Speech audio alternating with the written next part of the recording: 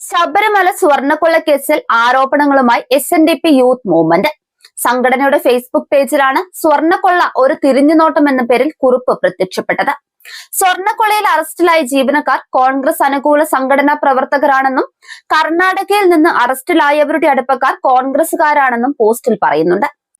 Italian ബന്ധം മുൻ പ്രതിപക്ഷ നേതാവ് ഉന്നയിക്കുന്നത് പരോക്ഷമായി ചെന്നെത്തുന്നത് സോണിയാഗാന്ധിയിലേക്കാണെന്നുമുള്ള സൂചനയിലാണ് പോസ്റ്റിൽ പങ്കുവെക്കുന്നത്. കേസ് CBIയെ ഏൽപ്പിക്കണമെന്ന ആവശ്യം ഉന്നയിക്കുന്നത് ഡൽഹിയിൽ ചെന്ന് ഒത്തുതീർപ്പിന് ശ്രമിക്കാനാണെന്നും പോസ്റ്റിൽ പരിഹസിക്കുന്നുണ്ട്. ശബരിമല സ്വർണ്ണക്കൊള്ള ഏകദേശം അതിന്റെ മൂർധന്യത്തിലെത്തി നിൽക്കുമ്പോൾ ഒരു തിരിഞ്ഞുനോട്ടം നല്ലതല്ലേ? എവിടെ നിന്നാണ് ഇതിന്റെയൊക്കെ തുടക്കമെന്ന ചോദ്യം ഉയർത്തിക്കൊണ്ടാണ് പോസ്റ്റ് തുടങ്ങുന്നത്. ആഗോള അയ്യപ്പ സംഗമം തിരുവിതാംകൂർ ദേവസ്വം ബോർഡ് നടത്തുന്നതിന്റെ കുറച്ച് ദിവസങ്ങൾക്ക് മുൻപാണ് ഉണ്ണികൃഷ്ണൻ പോറ്റി ശബരിമലയിലെ ദ്വാരപാലക ശില്പങ്ങൾ കാണാനില്ല എന്ന് പറഞ്ഞ് പത്രക്കാരെ കാണുന്നത്. തുടർന്ന് അത് ഏറ്റെടുത്ത് രംഗത്ത് വന്നത് പ്രതിപക്ഷ നേതാവ് VD സതീശനാണ്. ശബരിമലയിലെ സ്വർണം കർണാടകത്തിലെ കോടീശ്വരന് വിറ്റു എന്നതും ഇക്കാര്യം കടകംപള്ളി സുരേന്ദ്രന് അറിയാമല്ലോ എന്നുമാണ് അദ്ദേഹം ചോദിച്ചത്.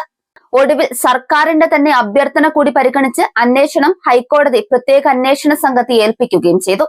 അതിനെ തുടർന്നാണ് ഉണ്ണികൃഷ്ണൻ പോറ്റി ആരോപണം ഉന്നയിച്ച ദ്വാരപാലക ശില്പങ്ങൾ പോറ്റിയുടെ സഹോദരിയുടെ വീട്ടിൽ നിന്നും കണ്ടെത്തുന്നത്. അത് പോറ്റിയാണ് അവിടെ കൊണ്ടുവച്ചത് എന്ന് സഹോദരി മൊഴി കൊടുക്കുകയും ചെയ്തിരുന്നു. അപ്പോഴാണ് പോറ്റിക്ക് ഒത്താശ ചെയ്തു കൊടുക്കുന്ന ദേവസ്വം ഉദ്യോഗസ്ഥരെ ഓരോന്നോരോന്നായി അറസ്റ്റ് ചെയ്തത്. രാഷ്ട്രീയമായി പറഞ്ഞാൽ കോൺഗ്രസ് സംഘടനാ പ്രവർത്തകരായ ഉദ്യോഗസ്ഥരാണ് അറസ്റ്റിലായവരിൽ ഭൂരിഭാഗവും. മുൻ ദേവസ്വം പ്രസിഡന്റുമാരായ N വാസുവും പത്മകുമാറും അറസ്റ്റിലാവുകയും ചെയ്തു. തുടർന്ന് മുൻ ദേവസ്വം മന്ത്രിയെ ചോദ്യം ചെയ്യണമെന്ന് പ്രതിപക്ഷം ആവശ്യപ്പെടുകയും ചെയ്തു. ഇതിനിടയിൽ പ്രതിപക്ഷ നേതാവിന്റെ ആരോപണങ്ങൾക്കെതിരെ കടകംപള്ളി സുരേന്ദ്രൻ മാനനഷ്ടത്തിന് കേസ് കൊടുക്കുകയും പ്രതിപക്ഷ നേതാവ് തെളിവ് കൊടുക്കാതെ മുങ്ങി നടക്കുകയുമാണ് ചെയ്തത്. ഇപ്പോൾ കർണാടകയിലെ സ്വർണ്ണ കച്ചവടക്കാരൻ ഗോവർദ്ധനെ SIT അറസ്റ്റ് ചെയ്തു. ഇവിടെയാണ് ശരിക്കും ട്വിസ്റ്റ് നടക്കുന്നത്. ഉണ്ണികൃഷ്ണൻ പോറ്റി മുൻ ദേവസ്വം പ്രസിഡന്റ് പ്രയാർ ഗോപാലകൃഷ്ണനോടൊപ്പം ശബരിമലയിൽ നിൽക്കുന്ന ചിത്രങ്ങൾ പുറത്തു വന്നിരുന്നു.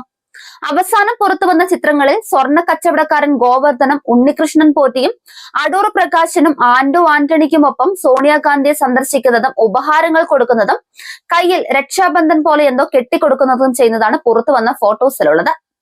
ഇതൊക്കെ ട്വിസ്റ്റ് ആണെങ്കിലും പ്രതിപക്ഷ നേതാവിന്റെ സ്വർണ്ണക്കൊള്ളയിലെ ആദ്യ പ്രതികരണങ്ങൾ ഓർത്തു നോക്കിയാൽ ഇതൊന്നും ട്വിസ്റ്റ് അല്ലെന്ന് മനസ്സിലാവും. പ്രതിപക്ഷ നേതാവ് അന്ന് പറഞ്ഞ കർണാടകയിലെ കോടീശ്വരൻ ഇപ്പോൾ വെളിവായിട്ടുണ്ട്. പക്ഷേ അയാളുടെ അടുപ്പക്കാർ മുഴുവൻ കോൺഗ്രസുകാരാണ് എന്നതാണ് പുറത്തു വന്ന ചിത്രങ്ങളിൽ നിന്ന് വ്യക്തമാവുന്നത്. പ്രത്യേക അന്വേഷണ സംഘത്തെ ആദ്യം പ്രതിപക്ഷം എതിർത്തത് ഇക്കാരണങ്ങൾ കൊണ്ടാണെന്ന് ഇതിൽ നിന്ന് പകൽ പോലെ വ്യക്തമാണ്. ഇന്നിപ്പോൾ ഓരോന്നും കലങ്ങി തെളിയുമ്പോൾ പോറ്റിയെ കയറ്റിയത് ആരപ്പ എന്ന് ചോദിച്ചാൽ പോറ്റിയെ കയറ്റിയതും കൂടെ നടന്നതും സ്വർണം അടിച്ചുകൊണ്ട് പോയതുമെല്ലാം ആരെന്ന് പകൽ പോലെ വ്യക്തമാണ്. അതിനിടയിൽ മുൻ പ്രതിപക്ഷ നേതാവ് രമേശ് ചെന്നിത്തല ശബരിമല സ്വർണ്ണക്കൊള്ളയിൽ ഒരു ഇറ്റാലിയൻ മാഫിയയുടെ കാര്യം പറഞ്ഞ് SITക്ക് പരാതി കൊടുത്തിട്ടുണ്ട്. ആ ഇറ്റാലിയൻ കണക്ഷനും ഗോവർദ്ധന്റെയും ഉണ്ണികൃഷ്ണൻ പോറ്റിയുടെയും സോണിയാഗാന്ധിയുടെ സന്ദർശനവുമായി ബന്ധമുണ്ടോ എന്ന് പറയേണ്ടത് മുൻ പ്രതിപക്ഷ നേതാവാണ്. ഇനി നിലവിലെ SITയെ തള്ളിപ്പറഞ്ഞ് CBI അന്വേഷണം ആവശ്യപ്പെട്ട് കോടതിയിൽ പോയി വിധി സമ്പാദിച്ച് ഡൽഹിയിൽ പോയി ഒത്തുതീർപ്പുണ്ടാക്കുക എന്നതാവും പ്രതിപക്ഷം ചെയ്യാൻ പോകുന്ന കാര്യം. അതല്ലെങ്കിൽ മുഴുവൻ കള്ളന്മാരും ഉള്ളിലാവുമെന്നാണ് നിലവിലെ കാര്യങ്ങൾ കാണുമ്പോൾ മനസ്സിലാക്കുന്നത് എന്ന് പറഞ്ഞുകൊണ്ടാണ് ഫേസ്ബുക്ക് കുറിപ്പ് അവസാനിക്കുന്നത്.